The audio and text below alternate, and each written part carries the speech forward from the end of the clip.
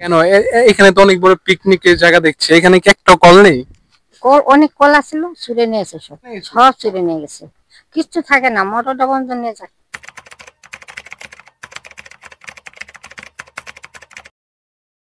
সুপ্রিয় দর্শক, সবাইকে স্বাগতম। আজ আমরা এসেছি এক মহান বিজ্ঞানী স্মৃতি বিজড়িত স্থানে। একজন বাঙালি বিজ্ঞানী, তিনি শুধু বাংলাদেশে নয় পুরো বিশ্বে বিজ্ঞানের আলো ছড়িয়ে দিয়েছেন। তিনি প্রথম রেডিও তরঙ্গের কার্যকারিতা দেখিয়েছেন এবং প্রমাণ করেছেন যে গাছেরও প্রাণ আছে।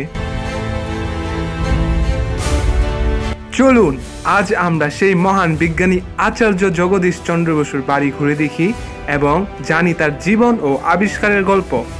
এটাই হলো জগদীশ চন্দ্র বসুর বিখ্যাত বাড়ি, যেখানে উনি নানা রকম বিজ্ঞানের কাজ উদ্ভাবন করেছে এবং ওইখানে উনি গাছের সাথে কথা বলেছে। দেখছেন এই তাল গাছটি, এই জগদীশ চন্দ্র বসু এই তাল গাছটির সাথে কথা বলতো।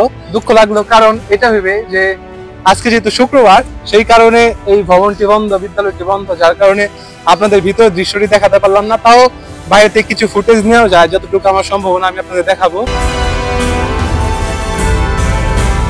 এই সাদা ভবনটি দেখতে পাচ্ছেন, এখানে পূর্বে তিনি গবেষণা করতেন, আর এটি হলো তার মূর্তি।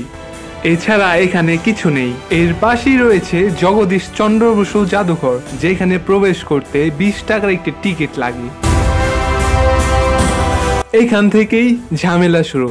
এটি মূলত একটি পার্ক, যা মানুষকে বিনোদনের জন্য তৈরি করা হয়েছে, কিন্তু এখানকার রক্ষণাবেক্ষণ খুবই দুর্বল। এখানকার গার্ডের চোখের সামনে যে কেউ টিকিট ছাড়া প্রবেশ করছে এবং যা খুশি তাই করছে। উদাহরণস্বরূপ এই ঘাটলাটি বিনা বাধায় প্রবেশ করে যে যার মতো গোসল করছে।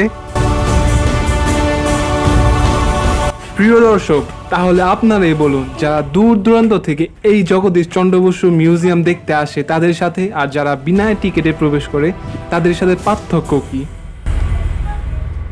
এই বিষয় নিয়ে আমরা একটু পরে আসছি। চলুন আমরা দেখে নিই জগদীশ চন্দ্র বসু মিউজিয়াম।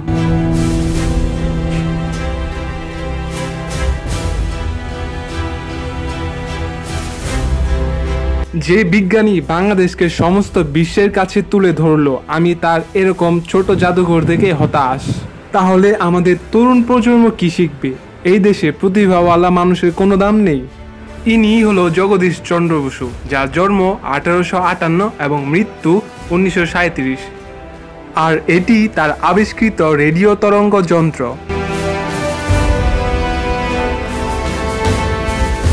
আমার পিছনে যে চিঠি দেখতে পাচ্ছেন, এই চিঠিটা জগদীশ চন্দ্র বসু রবীন্দ্রনাথকে পাঠিয়েছিল। এই চিঠিতে রবীন্দ্রনাথকে বলেছিল যে গাছেরও প্রাণ আছে। আমরা যখন আবার পার্কটি পরিদর্শনে বের হই, তখন আমাদের চোখে পড়ে নানান রকম অসচল পরিবেশ। যেমন এই ছোট্ট পুকুরটিতে পানি থাকার কথা ছিল, কিন্তু রক্ষণাবেক্ষণের অভাবে তা নেই। এখানে স্পষ্টভাবে লেখা, ভাস্কর্যের ওপর ওঠা নিষেধ। তারপরেও এখানকার গার্ডের অবহেলায় যে কেউ তা সহজেই করছে। আমি নিজেই দেখেছি। টিকিট ব্যতীত সর্বস্তরের প্রবেশের ফলে এখানকার পরিবেশ নষ্ট হচ্ছে। এখানে তো অনেক বড় পিকনিকের জায়গা দেখছি, এখানে কি একটা কল নেই? কল অনেক কলা ছিল, ছুড়ে নিয়েছে, সব সব ছুড়ে নিয়ে গেছে, কিচ্ছু থাকে না, মোটরটা বন্ধ নিয়ে যায়। এবার ঘুরে হলো সুরের জায়গা, এখানে চুর দেওয়া ভরা সব, না কলও থাকে না। তবে এখানকার প্রাকৃতিক সৌন্দর্য আপনাকে মুগ্ধ করবে। যে বসা জায়গাটা দেখছেন, এই বসা জায়গায় কিছুক্ষণ আগে একটা ছেলে একটা মেয়ে বসা ছিল। জিনিসটা খুবই লজ্জাজনক, যার কারণে এতক্ষণ আমি আসতে পারি নাই।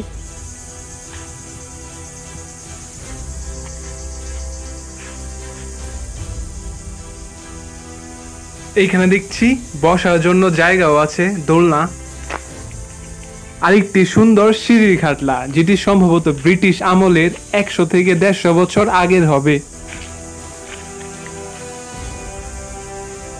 এইরকম ঘাটলা এখানে কয়েকটি রয়েছে, যেগুলো খুবই সুন্দর।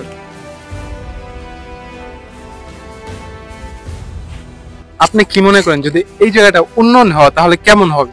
মনে করি এই জায়গাটা উন্নত হলে অনেক ভালো হবে আমাদের জন্য, যেহেতু আমাদের বাড়ির পাশে অনেক দূর থেকে লোকজন আসে পিকনিকের জন্য, ঘোরার জন্য আসে, ঠিক আছে। আর উন্নত হলে আর অনেক ভালো হবে। যাওয়ার সময় দেখি দূর দূরান্ত থেকে মানুষ এসেছে দেখার জন্য। ওইখানে গুগল ম্যাপে আমি কিছু পুরাতন লোকেশন দেখতে পাই, যা দেখার জন্য আমরা রওনা দেই। পুরাতন মঠটি, মঠের যে ইটগুলো আছে ওটার ভিতর পাখি থাকে।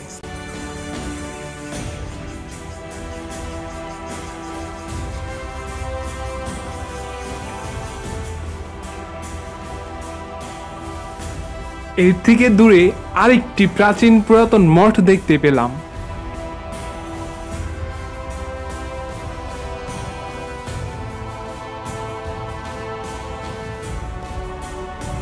এটির উপরেও পাখি থাকে, দেখতে পাচ্ছেন। আর এইটির ভেতরে চামচিকার বাসা।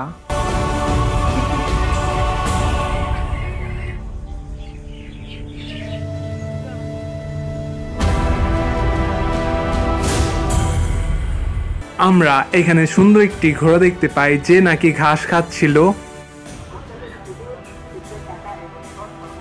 শেষে আমরা এই জায়গা থেকে রওনা দিই আমার সাইকেলে চড়ে। দেখছেন এই মুহূর্তে আমি সাইক্লিং করছি।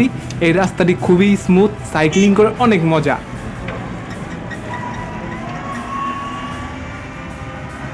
সুপ্রিয় দর্শক বন্ধুরা, আশা করছি ভিডিওটি আপনাদের অনেক অনেক ভালো লেগেছে।